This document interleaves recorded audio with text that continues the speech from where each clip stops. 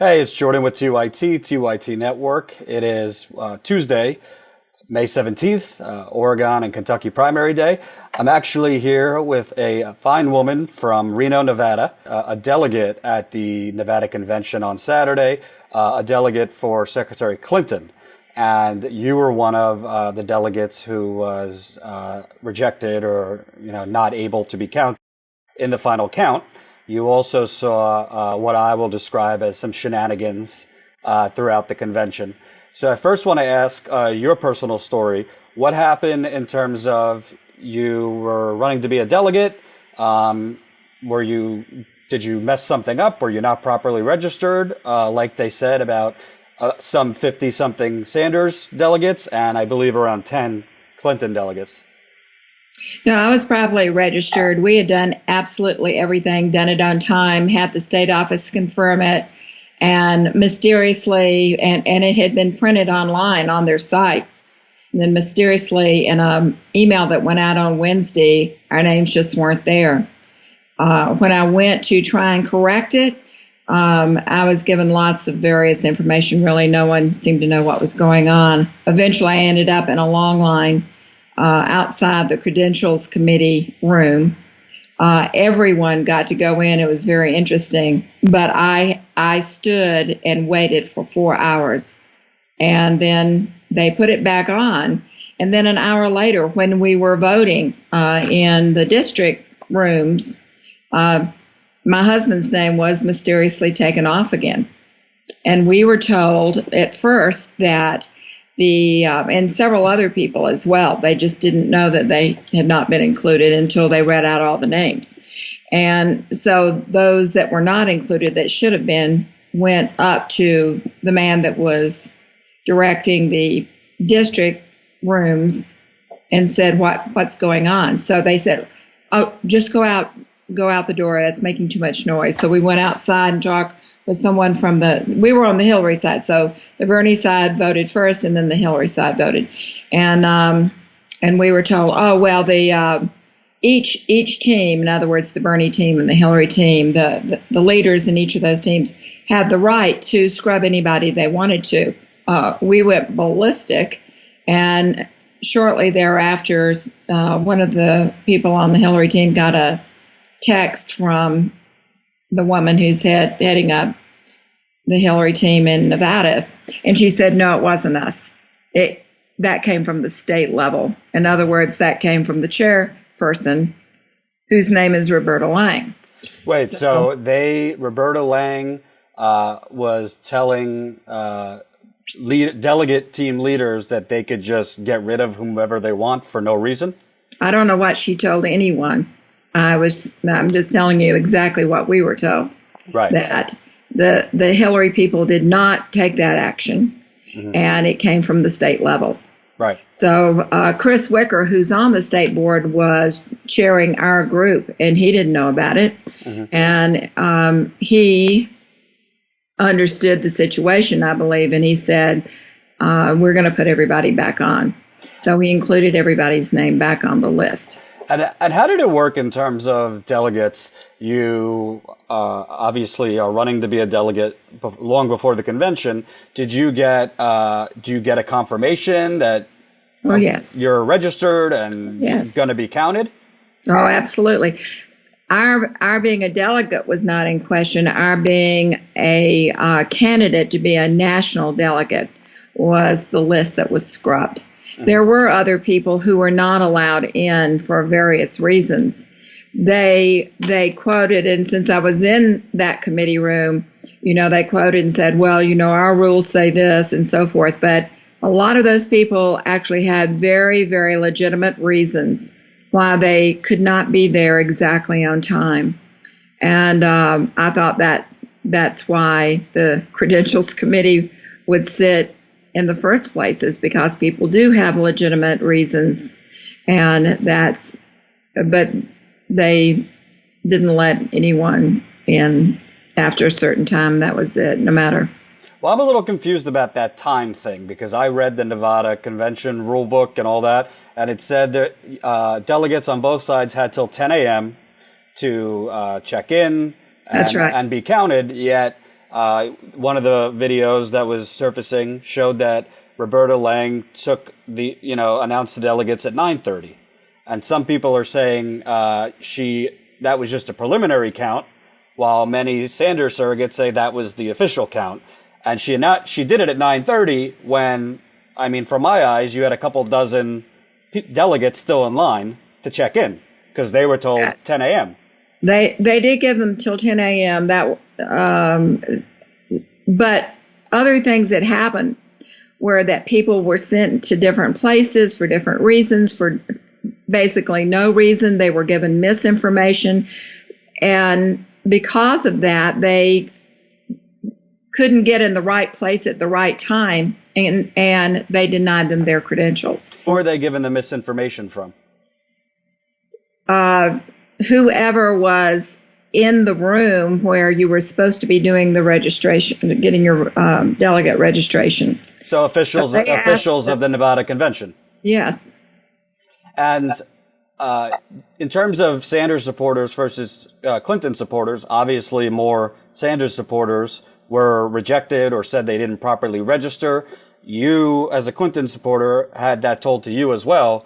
Do you have any cynicism? Why would so many more Sanders supporters be told they didn't register properly or whatever it is, versus only a couple Clinton supporters? Would I be skeptical? Oh yeah. Like I said, we didn't have any trouble getting our registration. That wasn't the issue. We had trouble being scrubbed from the list to be a candidate as a national delegate. But when I talk with people who really did have a problem, and frankly, I don't even know which side they were on. I didn't really look. I just knew that what happened to them was wrong.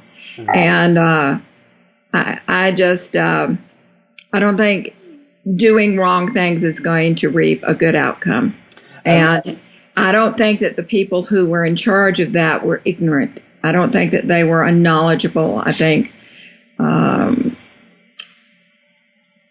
that some of the things that they did were not right or fair. Now, you said you just felt when talking to certain delegates, not even knowing if they were Sanders or Clinton, that they were being incorrectly rejected as national delegates. What kind of gave you that feeling? They were incorrectly denied the ability to even be a delegate. Right. They were denied their registration to get in. What kind of gave you the feel that they were being, for lack of a better word, screwed? Did they exemplify that they had done everything right to have the chance to be a delegate? Yes, this one woman, and she, I believe she was Hispanic because her English was not really, really good, but she was clear. And because we had to wait in line for such a long time, she went into lots of detail about exactly everything she had done from the caucus to the county to here, and that she had registered and that she had been there on time and that she had been given incorrect information. And I want to talk inside the convention because I saw video after video after video of Roberta Lange doing voice votes.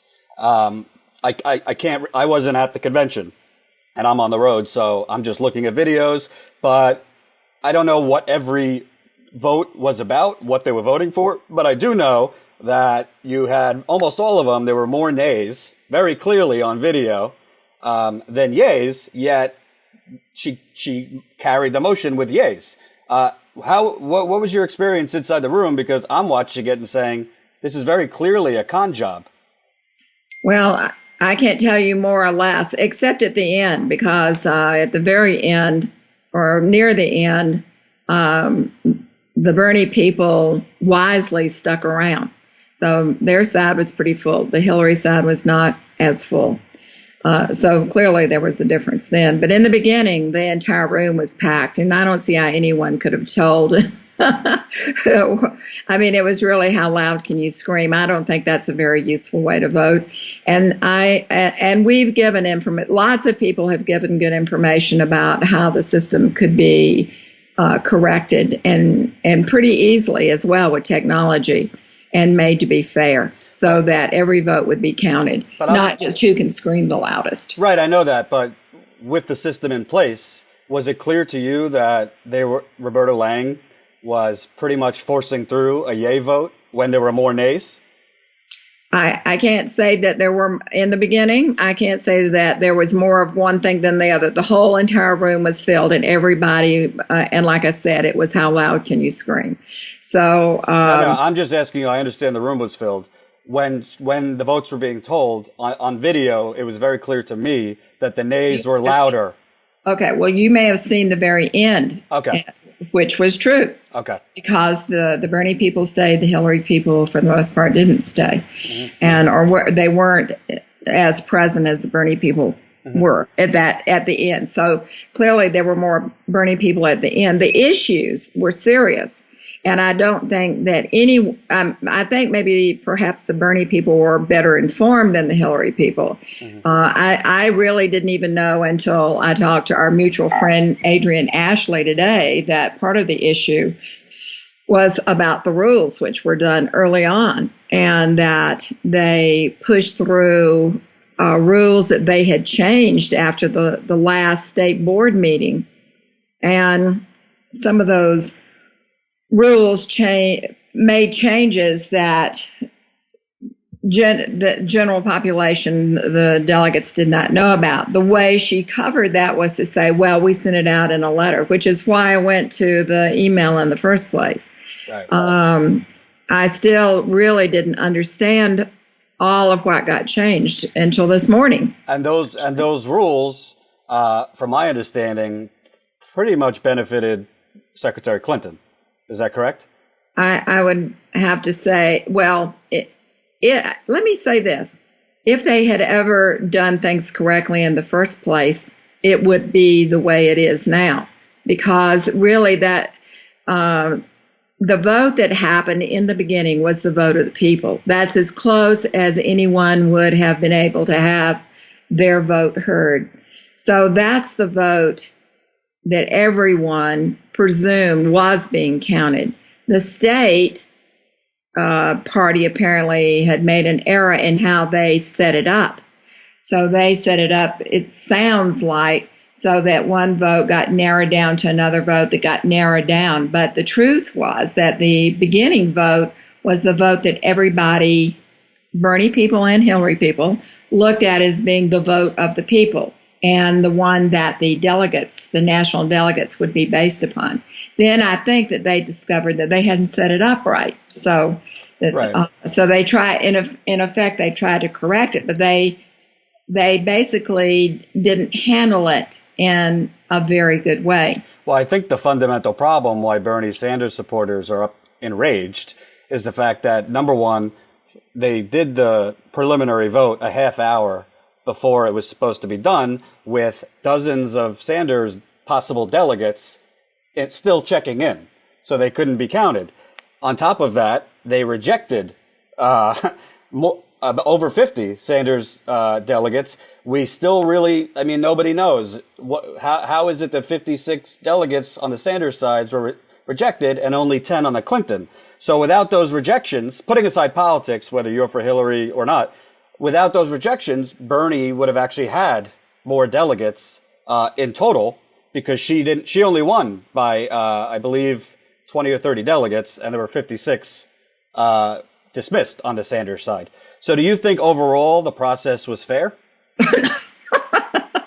Overall, no. Yeah. I think and I don't even think the caucus is a very fair system either. I mean, to be brutally honest, I think that it should be one person, one vote in the country. I think that everyone, regardless of party, should have a chance to say who their president should be. I don't think that a few people should be able to decide, or two parties.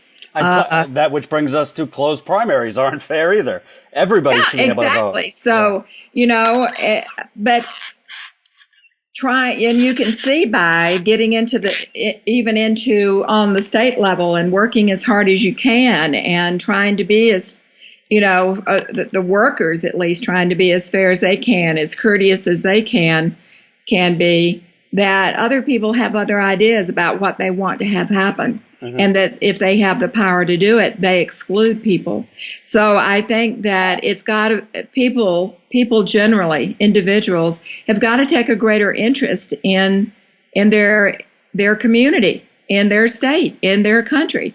You know, if they spoke up, then perhaps we could change things. I don't think that just coming out and carrying banners is the only thing that you can do. Right. I think you have to speak up more often. And then most people in this country, you know, they'll go vote once and then they'll just dust their little hands and say, I did my job. Right. And they let other people do things. And that's how you end up with messes. And final question, you know, right now the media is only covering the Nevada convention because some Sanders supporters are sending, you know, death threats to Roberta Lange, which by the way, we don't know to be true. Right. But if it is true, I lean towards Bernie, but that's unacceptable no matter whether it's... Other people think that Trump people are sending those. Right. So who knows? Who knows? But and who even knows if that even happened? Right. But that could be entirely fallacious. Right. Well, CNN was using a voicemail left on her voicemail. So I think there has been threats. Who knows where it's coming from, but it's regardless of who's doing it needs to stop. But in general, you've said, kind of responded to me, of course it was unfair. Can you specify just in terms of Mrs. Lange and the Nevada Democrats who were running this, what do you think they were doing that was unfair or maybe skewed towards helping Hillary and hurting Bernie? I'm not going to say that what you said is true. You asked me what I saw that was unfair. I thought that altogether having voice votes when people called for a count, which you're under Robert's rules, certainly is certainly kosher, and that, of course, was never done. A lot of decisions were made under the heading of, well, in the interest of time and so forth and so on. I think it's got to be in the interest of people, and if you know ahead of time, and of course everyone knew ahead of time how many people would be there or about how many people would be there. And they're not willing to let the system work. Well, what can I tell you? I just don't think that's right. Thank you very much for taking the time. We really appreciate it. Oh, yes. My pleasure. Have a good one.